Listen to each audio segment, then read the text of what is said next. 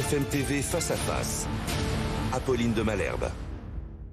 Il est 8h32 et vous êtes bien sur RMC et BFM TV. Bonjour Catherine Colonna. Bonjour. Merci d'avoir accepté de venir répondre ce matin à mes questions. Vous êtes la ministre des Affaires étrangères, ministre de l'Europe et des Affaires étrangères pour être tout à fait précis. On va bien sûr parler du Maroc. D'abord la question de l'aide. Depuis 2 jours maintenant, Emmanuel Macron l'a exprimé. Les autorités marocaines savent également exactement ce que l'on peut livrer, a dit le président de la République. À la seconde où cette aide sera demandée, elle sera déployée. Au moment où l'on se parle, cette aide a-t-elle été demandée ? Le Maroc, qui est un pays souverain et qui est maître de ses choix, qu'il faut respecter, a pris la décision de prioriser l'arrivée de l'aide en s'adressant aux pays qui sont disponibles, dont la France fait partie, en fonction de son évaluation de la situation, au cas par cas, et non pas en recevant d'un coup des aides qui peut-être ne correspondraient pas à ses besoins. Et donc, pour notre part, nous nous tenons à la disposition du Maroc, qui le sait. Nous lui avons fait une proposition d'aide immédiate et aussi d'aide de moyen terme, avec des secouristes, des pompiers, du matériel, du fret, et puis aussi avec des possibilités d'aide à moyen terme via les ONG qui commencent à arriver, et via un fonds qui s'appelle le Fonds d'action extérieure des collectivités territoriales, qui est placé auprès de mon ministère, qui est une sorte de fonds de concours, et qui permet aux régions, beaucoup l'ont fait déjà, de contribuer. Et ensuite, nous pouvons le gérer. Gérer ce fonds, ça, c'est une aide financière. C'est une aide financière. Et déjà, à cet appel, puisque j'ai pris la décision de l'ouvrir il y a un peu moins de 24 heures, les collectivités territoriales ont répondu. De plus, j'ai décidé ce matin, sur les fonds de réserve du ministère, en cas d'urgence, de consacrer 5 millions d'euros pour les ONG sur place, pour qu'elles puissent travailler. 5 millions d'euros. Vous nous annoncez ce matin, Catherine Colonna, que le ministère des Affaires étrangères, la France, va déployer 5 millions d'euros. Quand vous dites auprès des ONG, c'est-à-dire que cet argent va aller pour aider les ONG qui sont présentes sur place, qui sont des ONG marocaines ou internationales et françaises. Beaucoup étaient déjà présentes sur place, d'autres sont en train d'arriver. Et donc ça les aidera à aider les populations qui en ont besoin. Oui. Catherine Colonna, je reviens malgré tout, parce que cette aide financière, là, pour le coup, il n'y avait pas à ce qu'il vous la demande ou à ce qu'il vous autorise à la donner. Vous la donnez quoi qu'il arrive, et c'est donc un geste que fait la France au moment où on se parle. Pour autant, vous nous dites, bon, ils ont décidé de prioriser. Il y a cette polémique. Alors peut-être que le moment n'est pas bien choisi, puisqu'évidemment, on va surtout parler de ce qui se passe sur place et des actions dont ils ont besoin dans l'immédiat. Mais ce qui paraît étrange et difficile peut-être à comprendre pour ceux qui nous écoutent ou qui nous regardent, c'est que c'est pas comme si le Maroc avait dit nous n'avons pas besoin d'aide, nous gérons, et on aurait parfaitement compris. Ils ont besoin d'aide, ils en acceptent certaines. En l'occurrence, ils ont accepté l'Angleterre, l'Espagne, c'est-à-dire juste au-dessus, juste en dessous, mais pas la France. Non, c'est pas comme ça qu'il faut présenter les choses, et permettez-moi de dire que c'est vraiment une mauvaise querelle, une querelle tout à fait déplacée. Le Maroc est souverain. Il est seul en mesure de déterminer quels sont ses besoins et le rythme auquel il souhaite que des réponses soient apportées à son besoin. Nous avons fait une offre, une 60aine de pays ont fait des offres, et le Maroc décide souverainement d'appeler telle ou telle de ses propositions. Mais qu'est-ce qui justifie, comment il justifie par exemple que l'Angleterre aurait une aide plus adaptée que la nôtre par exemple ? L'Angleterre, le Royaume-Uni, puisqu'il s'agit du Royaume-Uni, oui, était prêt. L'Espagne géographiquement est tout prêt. Nous sommes prêts également, et c'est une décision que les Marocains prendront souverainement, et que nous respectons. Il faut respecter ces décisions. Sur quels critères est-ce que l'aide anglaise est plus prioritaire que l'aide française ? C'est ça que je vous pose comme question ce matin. Aux Marocains d'en décider. Encore une fois, c'est leur pays qui souffre, c'est eux qui organisent les secours. Et je le redis, comme le président de la République, comme la première ministre, nous sommes à la disposition des autorités marocaines, et nous leur faisons toute confiance pour organiser les secours de la façon qui leur paraît. Pour vous, ça n'a rien à voir avec le froid diplomatique, avec le froid glacial, hein, c'était le titre d'un des journaux marocains encore récemment, entre la France et le Maroc. Le président de la République a échangé à de nombreuses reprises avec le roi du Maroc. J'ai eu moi-même mon homologue, encore longuement hier. Tous les contacts sont pris à tous les niveaux. Non, mettons ça de côté. Des gens souffrent, des gens ont besoin d'aide. Nous sommes tous prêts à répondre, et il faut ne pas mettre de le président de la République a parlé au roi du Maroc depuis ils ont échangé. Le roi était en réunion de crise quand le président cherchait à le joindre. Et comme il l'a dit hier, ils ont échangé depuis. D'accord, donc ils ne se sont pas parlé, mais ils ont échangé, ils ont su qu'ils avaient cherché à à se joindre. Et même échanger des messages. Comme le président l'a dit, je ne peux pas être plus précise qu'il a été. Le roi, dit-on, était en France d'ailleurs au moment du séisme? Je crois qu'il était dans notre pays, qu'il est rentré samedi, a présidé une réunion de crise avec, vous l'avez vu, tous ses ministres autour de lui et pris les décisions qui s'imposaient. Catherine Colonna, pardon d'insister, mais je voudrais vraiment comprendre. Ils vous ont dit non ou ils ont juste rien dit? Quand vous dites l'aide est disponible, voilà. Pour l'instant, ils vous disent pas non, mais ils vous disent pas oui. Personne n'a dit non à personne. Des pays ont fait des propositions, ils sont nombreux. Le pays qui est la France a fait évidemment parmi les premiers une offre que les autorités marocaines connaissent. Le Maroc n'a refusé aucune aide, aucune proposition. Ce n'est pas comme ça qu'il faut présenter les choses. Il appelle telle ou telle aide en fonction de l'évolution de la situation et de l'évaluation qu'il en fait. Il est souverain, il faut respecter ses choix. Je voudrais qu'on soit sérieux, les gens ont besoin d'aide. Il ne faut pas de mauvaises polémiques sur ce sujet. Justement, je voudrais quand même qu'on dise un mot avec Arnaud Fraisse qui est en ligne avec nous. Bonjour Arnaud Fraisse, vous êtes le fondateur de l'ONG Secouristes sans frontières. On sait que c'est une des ONG qui était prête à partir. Vos équipes, elles sont où au moment où on se parle, Arnaud Fraisse? Oui, bonjour mesdames. Nos équipes, elles sont basées en Moselle ou en Rhône-Alpes. Elles sont effectivement prêtes à partir. Nous avons fait, nous, directement une proposition en tant qu'organisation non gouvernementale au gouvernement marocain, qui a pris bonne note de notre proposition et qui nous a dit qu'en fonction des besoins, il nous appellerait ou il ne nous appellerait pas.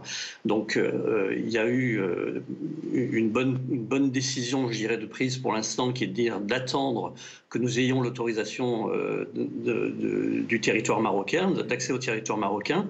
Donc nous sommes, selon les prérogatives auxquelles nous adhérons, qui sont les prérogatives de l'OCHA, donc au niveau des Nations Unies, c'est-à-dire que nous avons signé une charte au niveau de toutes les organisations spécialisées en search and rescue comme nous.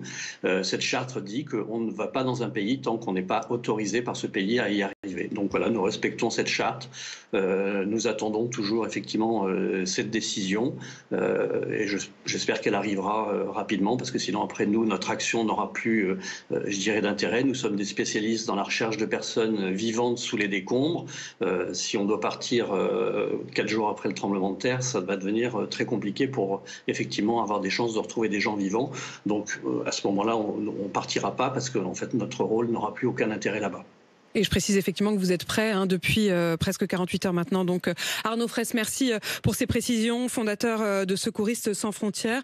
Catherine Colonna, quand vous entendez les précisions d'Arnaud Fraisse, hier il disait je ne comprends pas ce blocage. Il se dit que finalement ça va peut-être arriver. On se souvient de la Turquie qui avait pour le coup assez rapidement demandé l'aide des différents pays.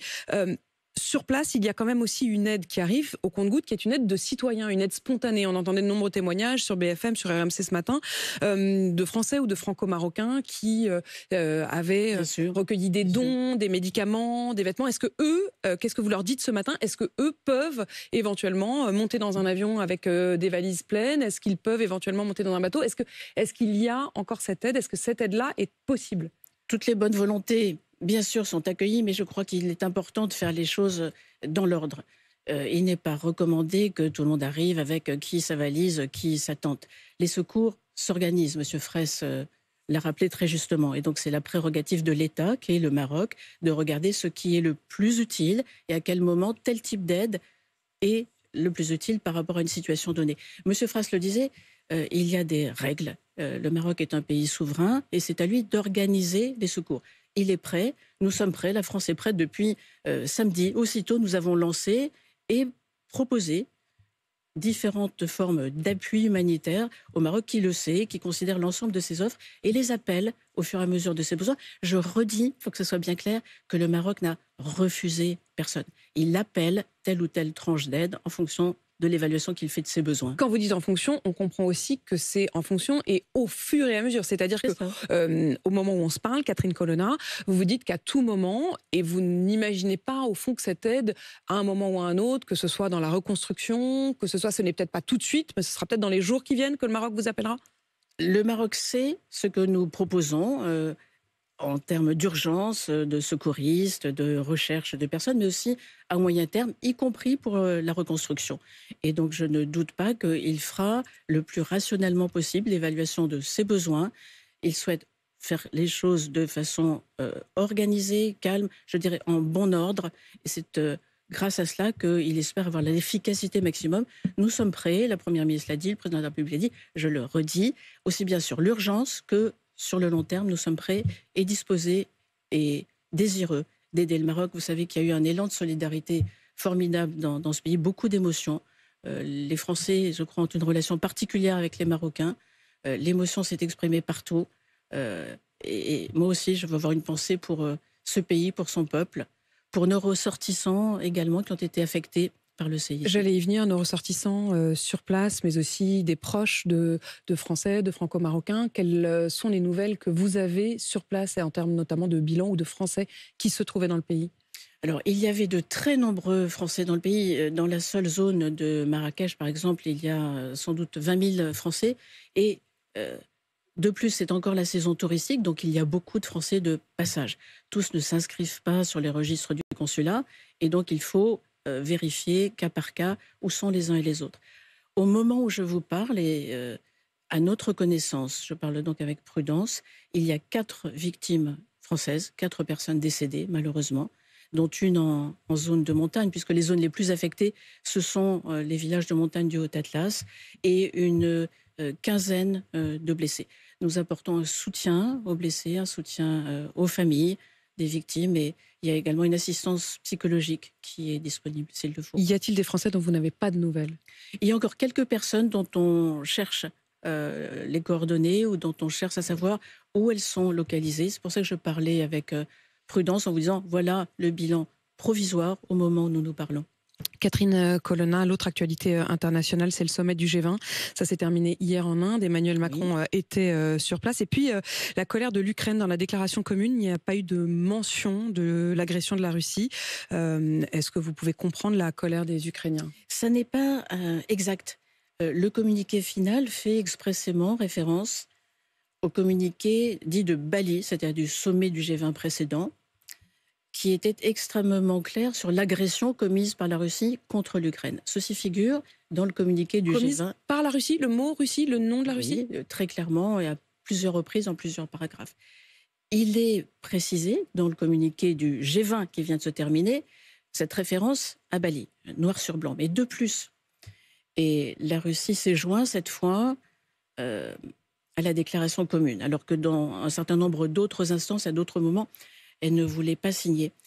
Le communiqué du G20 de New Delhi rappelle l'importance des principes fondamentaux de la Charte des Nations Unies, dont l'intégrité territoriale des États, je dis bien dont la souveraineté et l'intégrité territoriale des États, rappelle aussi que toute paix ne peut être fondée que sur ces principes, condamne également la destruction d'infrastructures. Donc la chose que je voudrais ajouter, puisque tous ces éléments sont là et que la Russie y a souscrit, c'est qu'on ne peut qu'appeler la Russie maintenant à agir conformément à ce qu'elle vient d'accepter. Mais vous avez vu mettre en cohérence ses actes vous avez vu que et votre sa homologue signature. russe s'en gargarise en disant que c'est probablement une forme de succès pour la Russie. Je crois qu'il a tort. Le texte est là et il comporte ces éléments extrêmement importants pour l'Ukraine comme pour l'ordre et la stabilité dans le monde. Enfin, lui, il dit ça, et puis du côté ukrainien, ils estiment que le G20 n'a pas de quoi être fier. Donc chacun, en tout cas, a bien vu, a bien estimé des déformations de la vérité dont la Russie est coutumière, et M. Lavrov en particulier, depuis hélas trop longtemps. Catherine Colonna, du côté du terrain, Volodymyr Zelensky a reconnu d'ailleurs que la contre-attaque ukrainienne a pour l'instant été stoppée par l'armée russe. Est-ce que vous êtes inquiète? L'été touche à sa fin. C'était le moment propice pour une contre-offensive qui, pour l'instant, ne porte pas ses fruits. Pas autant que les Ukrainiens l'espéraient. Pour autant, le président Zelensky a dit combien c'était difficile. Et c'est difficile parce que la Russie était préparée, avait préparé plusieurs lignes de défense et miné le terrain entre chacune d'entre elles. La contre-attaque n'est pas stoppée. Elle est difficile, comme les Ukrainiens l'anticipaient, mais sans doute plus encore qu'ils ne l'anticipaient. Néanmoins, ils progressent, en particulier dans le sud. Et donc, il faut aussi prendre en compte le fait que leurs besoins prioritaires aujourd'hui, c'est vraiment de l'armement. Que nous les aidions, que la communauté internationale les aide à se défendre, les aide à exercer leur droit à la légitime défense. C'est eux qui se battent, ne leur donnons pas de leçons. Ça n'est pas nous, c'est leur pays qui est attaqué, c'est leur pays qu'ils défendent. Ils demandent que nous les aidions et nous les aiderons. Et si vous le précisez, c'est à la fois par respect pour eux, mais c'est aussi parce que vous ne voulez pas franchir ce qui pourrait apparaître comme une forme de co-belligérance. Voilà, nous avons toujours eu pour ligne d'aider l'Ukraine à se défendre, à exercer son droit à la légitime défense consacrée par la Charte des Nations Unies. Et donc c'est elle qui agit sur le terrain. Ne lui donnons pas de leçons et continuons à l'aider. D'ailleurs, nous le ferons. Le président Zelensky et le président de la République se sont entretenus il y a environ une semaine. Mon homologue et ami Dimitro Kuleba était à Paris, a été reçu, outre par moi-même, dans une réunion de travail très utile.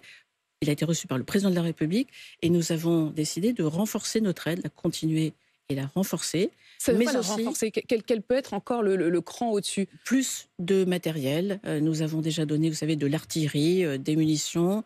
Il faut traiter la question de la maintenance des matériels qui ont été donnés. Donc nous avons renforcé cela. Deuxième pilier, la France, comme les autres pays du G7 et beaucoup d'autres pays qui les ont rejoints, a décidé en juillet, au moment du sommet de l'OTAN, de contractualiser dans la durée l'aide qu'elle apportera à l'Ukraine sur le plan militaire, sur le plan humanitaire et sur le plan économique. Ce travail est en cours. Le président l'a rendu public l'autre jour et nous avons pour objectif de le parachever d'ici la fin de l'année, de façon qu'on ait un cadre pour plusieurs années dans l'aide que l'on apporte à l'Ukraine. Sans limite dans le temps. Pour plusieurs années, 3 à 5 ans sans doute, sur les différents volets et pas uniquement sur le volet militaire. Mais ça veut dire que vous vous installez aussi dans une perspective de guerre très longue. C'est une possibilité, mais il faut voir aussi que, comme tout le monde a tenu à le dire au moment du sommet de l'OTAN à Vilnius, afficher que nous sommes prêts à aider l'Ukraine dans la durée, c'est une chose qui se dit déjà depuis plus d'1 an.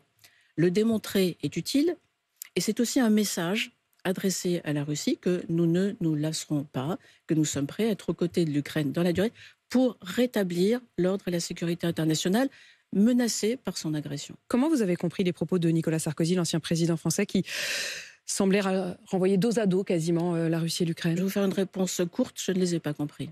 Vous ne les avez pas compris. Vous ne comprenez pas pourquoi Nicolas Sarkozy... Vous en avez parlé avec lui? Non. J'ai déjà été interrogée par certains de vos confrères et j'ai répondu que dans ma position de ministre, il ne m'appartient pas de commenter des propos d'un ancien chef de l'État, mais il serait bon que les propos de l'ancien chef de l'État soient conformes aux principes que défend la France, la souveraineté, l'intégrité territoriale des États, l'intangibilité des frontières, l'indépendance des États, et soit également conforme à ce qu'est la position de la France, celle qu'elle défend dans les enceintes internationales. Sinon, c'est une forme presque de diplomatie parallèle, quoi. Non, c'est des déclarations incompréhensibles. Enfin, pour ma part, je ne les comprends pas. Je l'ai bien compris, en tout cas, Catherine Colonna. Et pour le coup, vous avez... parfois un langage assez diplomatique, c'est votre rôle, hein. Chacun le sien, on le sait bien, en tant que ministre des Affaires étrangères, il y a des choses, on vous sent parfois sur une crête, en faisant bien attention à chaque mot que vous pesez. Là, pour le coup, la phrase est très claire, vous ne comprenez pas les propos de Nicolas Sarkozy. Je vous repose quand même une question, Catherine Colonna, sur l'organisation et sur le lien. Certes, vous l'avez dit, ça n'a rien à voir avec le lien entre le Maroc et la France, le fait que l'aide française n'ait pas été jugée prioritaire.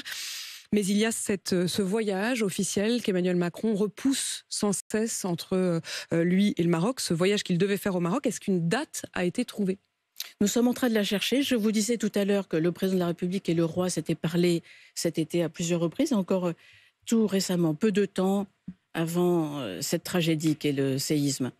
Et ils ont décidé de regarder quelles étaient les dates possibles de part et d'autre pour la visite d'État du président de la République au Maroc, qui est attendue par les deux pays et qu'il faut travailler de façon à ce qu'elle illustre la qualité de nos relations et l'importance de nos liens. Et donc, si une date n'avait pas pu être trouvée, j'avais, au nom du président de la République, proposé il y a pas tout à fait 1 an, des dates qui n'ont pas... Ça fait 1 an qu'on repousse, quoi. Aucun accord ne s'était fait sur une date précise. Donc il nous reste à trouver des dates plutôt que à arriver à reporter un voyage qui n'avait pas été fixé précisément. Comme c'est diplomatiquement dit. Catherine Colonna, en tout cas, merci d'avoir été mon invitée ce matin. Je rappelle que vous êtes la ministre des Affaires étrangères. Vous nous l'avez annoncé ce matin. La France a débloqué, votre ministère a débloqué sur ce fonds de réserve exceptionnel la somme de 5 millions d'euros que vous allez envoyer pour les ONG et pour soutenir les ONG au Maroc.